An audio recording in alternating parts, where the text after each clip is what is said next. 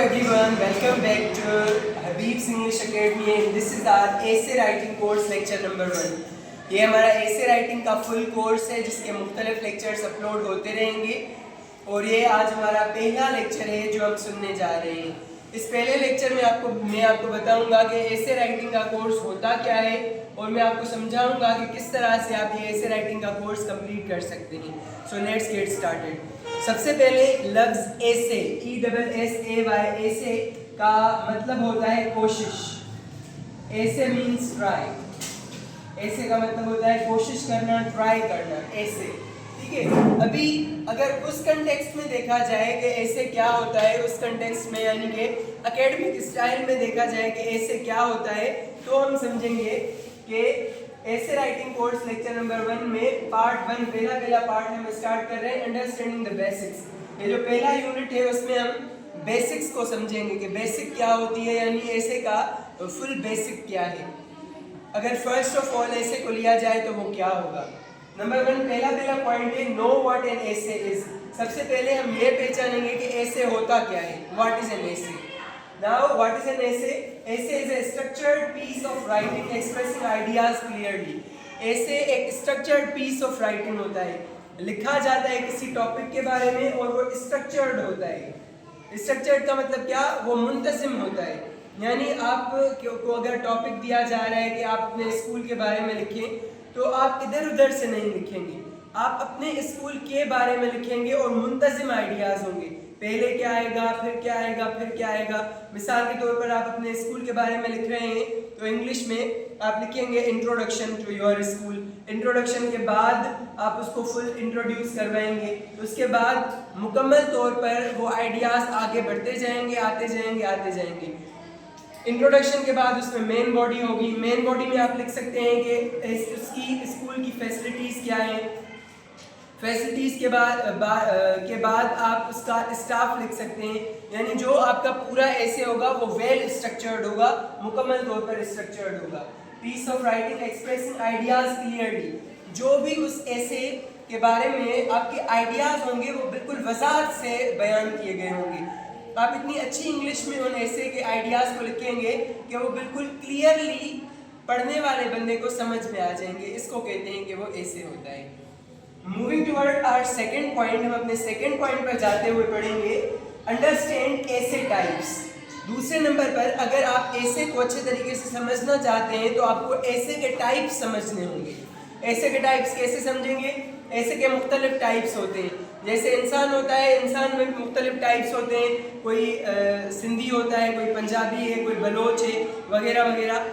वैसे ही बहुत सारी क्लासिफिकेशंस होती हैं, मुस्लिम, हिंदू, क्रिश्चियन, जियोनिस्ट etc। उसी तरह से हम यहाँ पर देखेंगे कि ऐसे में भी टाइप्स होते हैं, ऐसे की भी अक़साम होती हैं।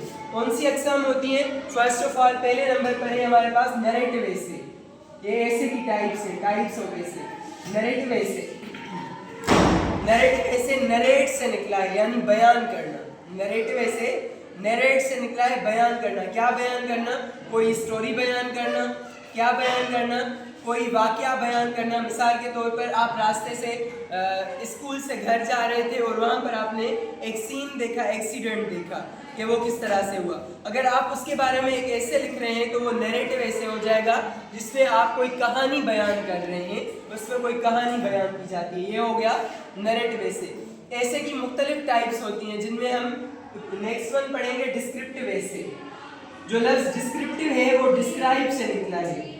डिस्क्राइब से निकला है। अभी डिस्क्रिप्टिव ऐसे क्या होगा? डिस्क्रिप्टिव ऐसे का मतलब होगा कि एक ऐसा ऐसे टाइप जिसमें कोई चीज़ बयान की जाती है, डिस्क्राइब की जाती है।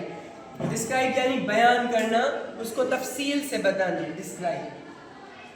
नेक्स्ट हमारे पास है एक्सपोजिटरी ऐसे। एक्सपोजिटरी ऐसे क्या होता है? जिसमें किसी चीज़ को एक्सपोज किया जाता है। एक्सपोज।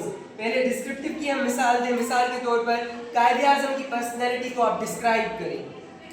डिस्क्राइब करने में क्या होगा? आप उसके कायदे आज़म के बारे में सब कुछ लिखेंगी कि कायदे आज़म क्या था, उसके बारे में क्या क्या था। एक्सपोजिटरी लफ्ज निकला है एक्सपोज से। एक्सपोज का मतलब होगा राज फाश करना। और एक्सपोजिटरी ऐसे एक ऐसा ऐसे टाइप होता है जिसमें किसी चीज से पर्दा उठाया जाता है। पर्दा उठाया जाता है, क्या उठाया जाता है? पर्दा उठाया जाता है। एक्सपोजिटरी उसे कहते हैं, एक्सपोज किया जाता है। मिसाल के तौर पर एक कोई मिस्ट्री थी, कोई बहुत बड़ा राज था, उस राज से पर्दा उठाने के लिए जो हम ऐसे टाइप लिखेंगे वो एक्सपोजिटरी ऐसे होगा। Moving on towards our next point, ये है परसुएसिव ऐसे। परसुएसिव ऐसे में क्या किया जाता है? परसुएट किया जाता है, राजी किया जाता है, मुतमईन किया जाता है, राजी करना। मिसाल के तौर पर आपको कहा जा रहा है कि आप ये मोबाइल परचेज करें, आप ये मोबाइल परचेज करें। वो मोबाइल आपको ना पसंद है ना आपको उसकी ज़रूरत है, पर आप उससे परसुएड हो रहे हैं, आपको परसुएड किया जा रहा है, परसुएसिव राइटिंग लिखी जा रही है कि ये मोबाइल आप परचेज करें, ये मोबाइल आपके लिए अच्छी है, उसकी क्वालिटीज़ बयान की जा रही हैं, उसके लिए आपको मोटिवेट किया जा रहा है कि आप वो परचेज करें। वो ऐसे टाइप होगा परसुएसिव ऐसे, persuasive. Next one is and argumentative. Last वाला हमारे पास है आर्ग्यूमेंटेटिव। आर्ग्यूमेंटेटिव ऐसे में क्या होता है? आर्ग्यूमेंट्स किए जाते हैं, बहस किया जाता है, इसमें बहस वाले टॉपिक्स होते हैं। मिसाल के तौर पर टॉपिक है girls are good or boys in education. तालीम में गर्ल्स बेहतर हैं या बॉयज अच्छे हैं। तो ये एक आर्ग्यूमेंटेटिव ऐसे हो गया जिसमें हम बहस करते हैं, आर्ग्यूमेंट्स करते हैं। अंडरस्टैंड?